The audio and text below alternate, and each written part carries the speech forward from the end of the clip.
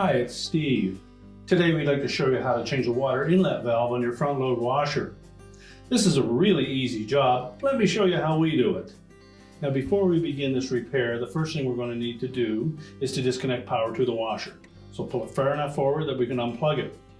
Now we'll also need to turn off the inlet water supply and remove both the hot and cold hoses as well. Now that we have access to the back of the washer, we've removed the inlet fill hoses. We're next going to take those 3 retaining screws out that secure the top to the cabin. They're typically a number 20 Torx head screw, or also there may be a 1/4 inch hex head as well. With the screws removed, we're next going to pull that top back about 1/2 inch, and then we can lift it off. We'll just set that aside. Now, since we're at the back, we'll also remove the single retaining screw that secures that water valve to the back of the cabinet. And now we're ready to disconnect the wire connections on the inside as well as the outlet tubing. Now that we've removed the retaining screw for that valve, we're going to come to the inside and just pull that valve a little bit to the left and allow it to come through the opening in the back panel. And that will give us better access to the 2 wire harness connectors.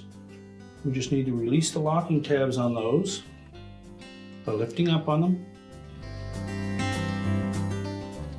And then gently pull that connector away from the solenoid.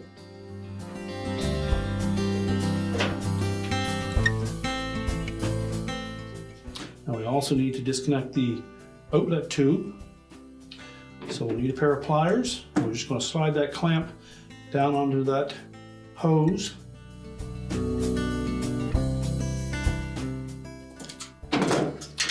And then grasp the hose and the valve and twist. Once you break the bond, we can remove that valve and discard it. Now our next step will be to reconnect that outlet tube to the valve. Make sure we push it firmly onto the outlet, and then just do a test fit. Make sure that we have no kinks in it. And then we can reposition that clamp.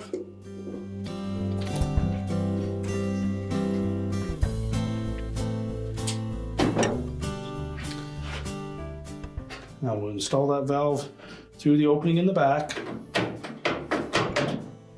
Slide it to the right to lock it in place. And then we'll reconnect the 2 wire harness connectors. And take note, they'll be color coded to match the color of the solenoids. Simply press them all the way in until the locking tabs engage.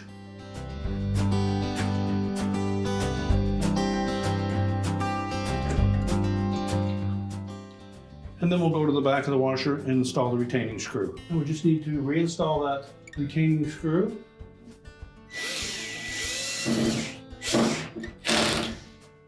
Now we'll put the main top back on. Place that top about 1/2 inch back from the console till it lays flush on both sides. Press it forward to engage the 2 plastic clips at the front, and then we'll install the 3 screws at the back. Now our next step will be to reconnect our inlet fill hoses. We'll turn the water on to ensure that we don't have any leaks, and then we'll prepare the washer to push back into place. We're now ready to reconnect the power, and our repair is complete.